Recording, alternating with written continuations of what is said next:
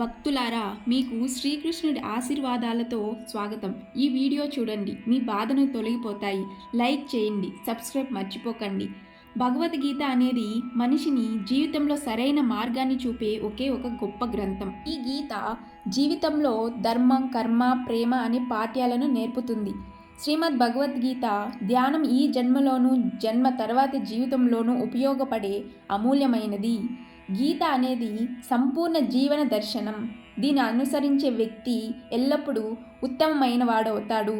భగవద్గీతలో మొత్తం 18 అధ్యాయాలు, 700 శ్లోకాలు ఉన్నాయి. అందరికీ వీటిని చదవడం కొంచెం కష్టమే. అందుకే ఈరోజు ఈ ప్రత్యేకమైన సందర్భంలో మనం శ్రీమద్ భగవద్గీత యొక్క 100 ఆలోచనల గురించి మాట్లాడబోతున్నాం. ఈ ఆలోచన తెలుసుకుంటే మీరు గీత యొక్క నిజమైన అర్థాన్ని అర్థం చేసుకోగలరు. ఈ ఆలోచనలను ప్రతిరోజు రాత్రి నిద్రపోయే ముందు వినండి. రండి, శ్రీమద్ భగవద్గీత యొక్క ఒక 100 ముఖ్యమైన ఆలోచనలను తెలుసుకుందాం. భగవాన్ శ్రీకృష్ణుడు వెలుగు జ్యోతి చీకటిలో ఎలా ప్రకాశిస్తుందో అలాగే సత్యం కూడా మెరిసిపోతుంది. అందుకే మనిషి ఎప్పుడు సత్యం దారిలో నడవాలి. మరణం అనేది ఎవరు మార్చలేని అట్టమటి సత్యం. ఈ సృష్టి ఆరంభం నుంచి జననం, మరణం అనే చక్రం నడుస్తూ ఉంటుంది. మనిషి పాత బట్టలను విడిచి కొత్తవి ధరించినట్లే ఆత్మ కూడా పాత నీరసమైన శరీరాన్ని వదిలేసి కొత్త శరీరాన్ని ధరిస్తుంది. ఇది ప్రకృతి నియమం. ఈ సత్యాన్ని అంగీకరించి భయం లేకుండా ఈ క్షణంలో జీవించాలి. జానీ ఎవరైతే చనిపోయిన వాళ్ళ కోసం శోకించడు, బతుకున్న వాళ్ళ కోసం కూడా శోకించడు. ఎందుకంటే చనిపోయిన వాడు మళ్ళీ జన్మిస్తాడని, బతుకున్నవాడు ఒకరోజు తప్పకుండా చనిపోతాడని అతనికి తెలుసు. కర్మ ఒక్కటే అసలైన ధర్మం. శ్రీకృష్ణుడు అర్జునుడికి గీతలో ఉపదేశిస్తూ ఇలా అంటాడు: మనిషి కర్మ చేయడం కోసమే పుట్టాడు. కర్మ లేకుండా ఎవరూ ఉండలేరు. ఫలితం గురించి ఆలోచించకుండా మనిషి తన కర్తవ్యాన్ని నిర్వర్తించాలి. కోపం మనిషిని నరకానికి తీసుకెళ్లే ద్వారం. కోపం వల్ల మనసు అశాంతమవుతుంది. ఆవేశంలో మనిషి తనకు తానే హాని చేసుకుంటాడు. కృష్ణుడు ఇలా అంటాడు: మనిషి కోపం నుంచి దూరంగా ఉండాలి. ఎంత కోపం వచ్చినా స్వయంగా శాంతంగా ఉండే ప్రయత్నం చేయాలి. ఈ లోకంలో నీవు నీ దగ్గర ఉన్నది ఈరోజు నీది, రేపు అది వేరొకరిది, ఎల్లుండి అది మరొకరిది కావచ్చు. ఖాళీ చేతులతో వచ్చావు, ఖాళీ చేతులతోనే వెళతావు. మనసును అదుపులో ఉంచుకోవడం చాలా ముఖ్యం. మనిషి మనసు గాలిలా సంచలమైనది. ఈ మనసే మనిషిని కామ, క్రోధాల వైపు తీసుకెళ్తుంది. జీవితంలో విజయం సాధించాలంటే మనసును అదుపులో ఉంచుకోవాలి. నీవు అదుపు చేయకపోతే అది నీకు అతిపెద్ద శత్రువు అవుతుంది. ఎప్పుడు అనుమానపడే వ్యక్తి ఎన్నటికీ శాంతిని పొందలేడు. అందుకే అనుమానాలకు దూరంగా ఉండు. ఎక్కువ అనుమానం వల్ల మనసు శాంతి కోల్పోతుంది. మనిషి గుండెలో గందరగోళం చేసి తన సంబంధాలను నాశనం చేసుకుంటాడు. శరీర సౌందర్యం మనసును ఆకర్షిస్తుంది, కానీ స్వభావ సౌందర్యం ఆకర్షించదు. అందుకే మనిషి స్వభావం ఎల్లప్పుడూ స్వచ్ఛంగా ఉండాలి. ఎవరు ఏం చేస్తున్నారు, ఎలా చేస్తున్నారు, ఎందుకు చేస్తున్నారు అనే ఆలోచనలకు దూరంగా ఉంటే నీవు అంతే సంతోషంగా ఉంటావు. నీవు ఎంత సరైన వాడువో, ఎంత తప్పు చేశావో అనేది ఇద్దరికి మాత్రమే తెలుసు. ఒకరు పరమాత్మ, రెండవది నీ ఆత్మ. శ్రీకృష్ణుడు ఇలా అంటారు: ధ్యానం లేని వ్యక్తి, భగవంతుడిపై శ్రద్ధ లేని వ్యక్తి జీవితంలో ఎన్నటికీ ఆనందాన్ని, విజయాన్ని పొందలేడు. మోహన్ నాశనానికి కారణం, మనిషి దుఃఖాలకు మూలం. అతని మోహమే ఎంత ఎక్కువ మోహిస్తాడో అంత ఎక్కువ కష్టాలను అనుభవిస్తాడు. పశ్చాత్తాపం గతాన్ని మార్చలేదు, చింత భవిష్యత్తును సవరించలేదు. అందుకే వర్తమానంలో ఆనందించడమే జీవితంలో నిజమైన సుఖం.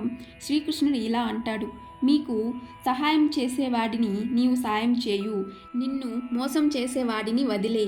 నీవు గౌరవించబడని చోట లేకపోతే జనం నిన్ను బలహీనుడిగా, మూర్ఖుడిలా భావిస్తారు.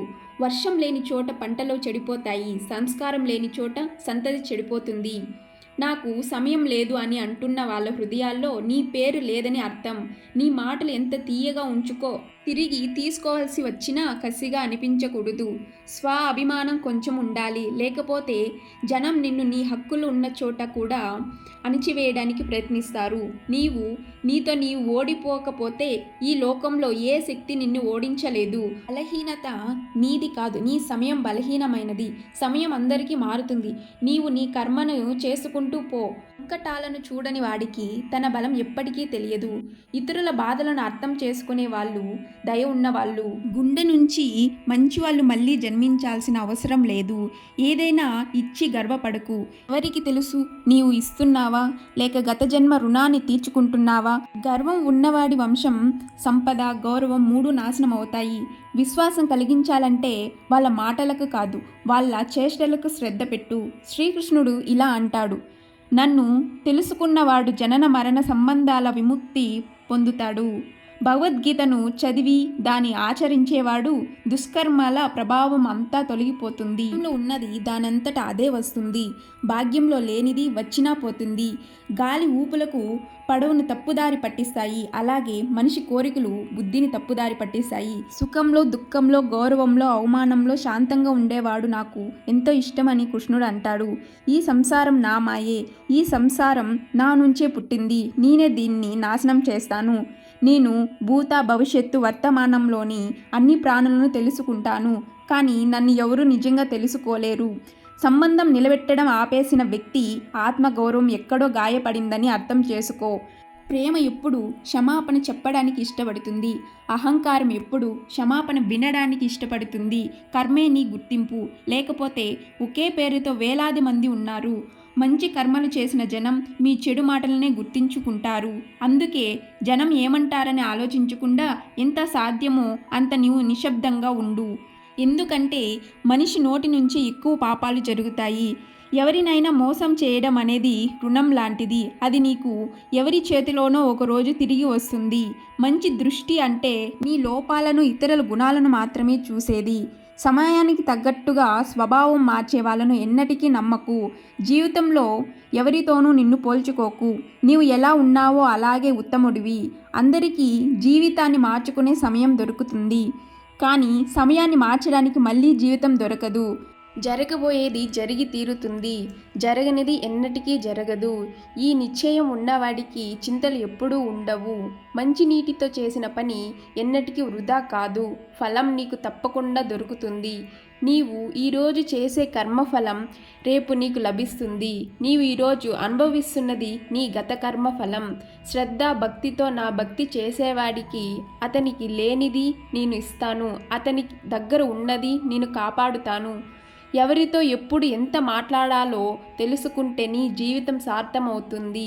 మనిషి దేవుడిని నమ్మకపోవడం వల్ల దుఃఖిస్తాడని కాదు, దేవుడు చెప్పిన మాటలను అనుసరించకపోయినా వాళ్ళు దుఃఖిస్తారు. సమయం వచ్చినప్పుడు అందరికీ అంతా దొరుకుతుంది. సమయానికి ముందే కోరికలు కలిగితే దుఃఖం వస్తుంది. ప్రేమను వట్టిదని నమ్మేవాళ్ళు మూర్ఖులు. ప్రేమ ఈ సంసారానికి మూలం. ఈ ప్రేమ వల్లనే ఈ సృష్టి ఏర్పడింది. జీవితాల్లో క్రమం తప్పకుండా దూరం ఉంటే సంబంధాలు బలపడతాయి. క్రమం తప్పి దూరం ఉంటే సంబంధాలు తెగిపోతాయి. మనిషి తన నమ్మకంతో నిర్మితమై అవుతాడు. అతను ఎలా నమ్ముతాడో అలా అవుతాడు.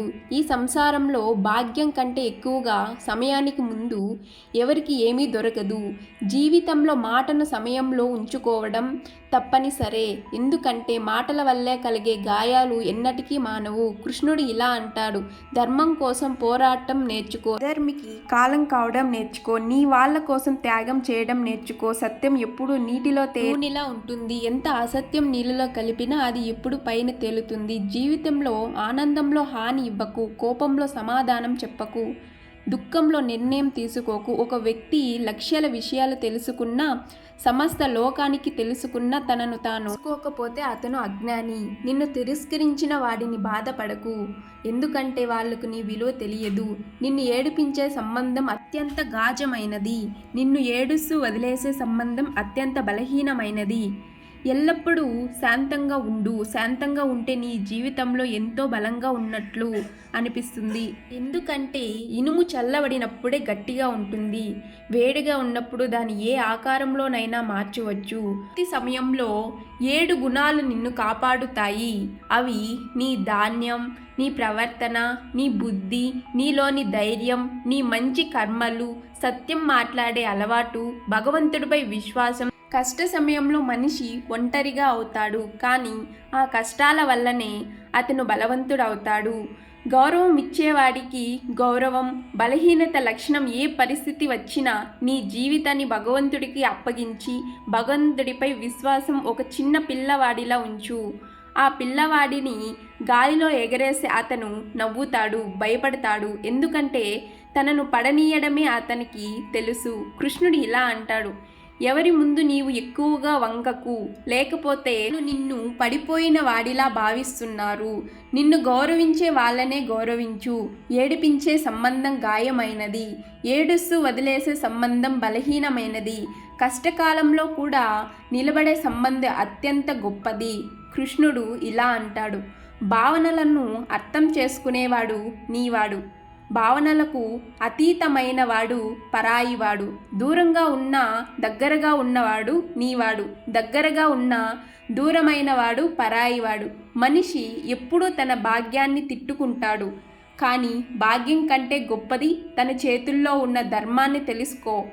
ఒక బుద్ధివంతుడు ఇతరులను చూసి వాళ్ళ గుణాలను నేర్చుకుంటాడు, తలన ఈర్ష్య చేయడు. ఈ లోకంలో ఎవరు నీకు సానుభూతి చూపరు. శవాన్ని శ్మశానంలో ఉంచి నీ వాళ్ళే ఇంకా ఎంత సమయం పడుతుంది అని అడుగుతారు.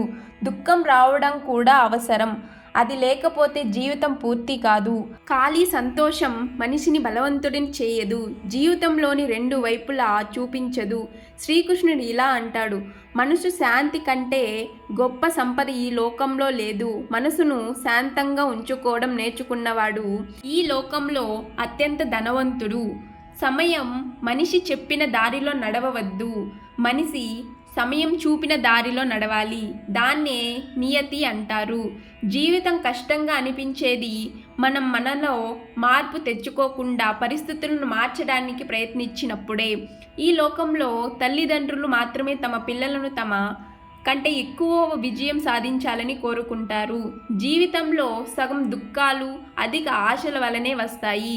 జీవిత యుద్ధంలో నీవే కృష్ణుడివి, నీవే అర్జునుడివి. రోజు నీవే నీ సారథిగా నారి జీవిత మహాభారతంలో పోరాడాలి. మాటలు ఎంత తీయగా ఉంచుకో, తిరిగి తీసుకోవాల్సి వచ్చినా కసిగా అనిపించకూడదు. కర్మ చేసేవాడి జీవితంలో విజయం సాధిస్తాడు. జీవితంలో అహంకారం కూడా అవసరం, కానీ అది హక్కుల చరిత్ర గౌరవం గురించి ఉన్నప్పుడు మాత్రమే. అందరికీ సేవ చేయి, కానీ ఎవరి నుంచి ఆశించకు. ఎందుకంటే సేవకు నిజమైన విలువ భగవంతుడు మాత్రమే ఇవ్వగలడు, మనిషి కాదు. మనిషి తన వ్యవహారంతో తన రహస్యాలను తానే బయటపెడతాడు.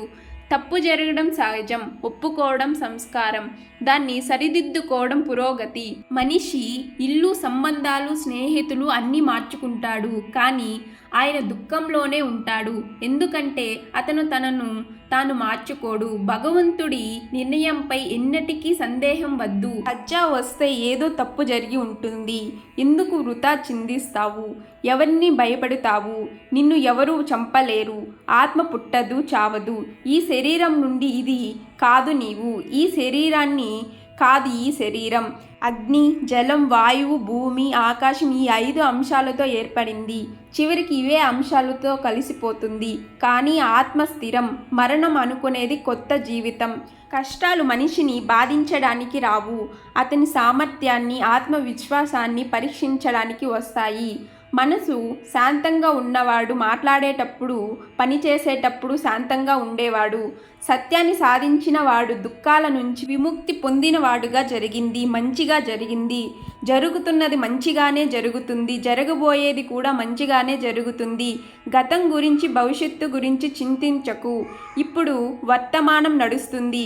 ఒక బుద్ధివంతుడు తనలోని లోపాలను బంగారం, వెండిలోని మలినాలను తొలగించినట్లు కొంచెం కొంచెంగా పదే పదే సరిదిద్దుకుంటాడు. శ్రీకృష్ణుడు అంటాడు ఇలా, ఈ సంసారంలో ఒక క్షణంలో నీవు కోట్ల ఒడిలో కూర్చుంటాము, మరుక్షణంలో దరిద్రుడి అవుతావు. నాది, నీది, చిన్నది, పెద్దది, సొంతం, పరాయి ఈ ఆలోచనలన్నీ మనసు నుంచి తొలగించు. అప్పుడు అన్నీ నీవే. కేవలం సమయం మీద ఆధారపడి కూర్చోకు. భాగ్యవంతుల చేతులు ఖాళీగా ఉండొచ్చు. మీ ఆలోచనలను మార్చు, నీ జీవితం ఖచ్చితంగా మారుతుంది. కొన్ని దారుల్లో నీవు ఒంటరిగానే నడవాలి, కుటుంబం, స్నేహితులు తోడు ఎవరూ లేకుండా నీవు నీ ధైర్యం మాత్రమే అత్యంత ముఖ్యమైన కష్టమైన పని. నీ ముందు జీవితంలో జరిగేదంతా ఒక కారణంతోనే జరుగుతుంది. అది నిన్ను ఏదో ఒకటి చేస్తుంది లేదా ఏదో ఒకటి నేర్పిస్తుంది. అర్థం లేకపోతే జనం నిన్ను చూడడం కూడా మానేస్తారు. అందుకే అసలు నీ మీద నీకు నమ్మకం పెట్టుకో.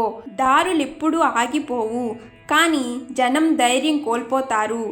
ఈత నేర్చుకోవాలంటే నీళ్ళలో దిగాలి. ఒడ్డును కూర్చొని ఎవరు గజ ఈతగాడు కాలేడు. కొంచెం సౌకర్యాన్ని వదిలేస్తే పెద్ద సంతోషాన్ని చూడగలిగితే బుద్ధివంతుడు.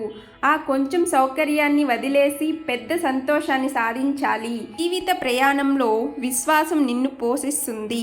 మంచి కర్మలు ఇల్లు లాంటివి, జ్ఞానం వెలుగు లాంటిది. జాగ్రత్త నిన్ను కాపాడుతుంది. ప్రయాణం శత్రువుల నుంచి కాదు, ఎందుకంటే పడవ బయట నీళ్ల వల్ల కాదు, లోపల రంధ్రం వల్ల మునిగిపోతుంది. ఆరోగ్యం అతి పెద్ద వరం, సంతృప్తి అతి పెద్ద సంపద, విశ్వసనీయత అతి మంచి సంబంధం. చింత చిత్త మధ్య ఒకే ఒక చుక్క తేడా మాత్రమే. చిత్త నిర్జీవాన్ని కాల్చేస్తుంది, చింత బ్రతికున్న వారిని కాల్చేస్తుంది. నీ దగ్గర ఉన్నదాన్ని అతిశయోక్తిగా చెప్పకు. ఇతరులపై ఈర్ష్య పెట్టకు. ఈర్ష్య చేసేవాడికి మనసంతా శాంతిగా దొరకదు. ఈ లోకంలో ఎప్పుడూ పొగడ్తలు, నిందలు వెతుక్కుంటూ ఉంటుంది.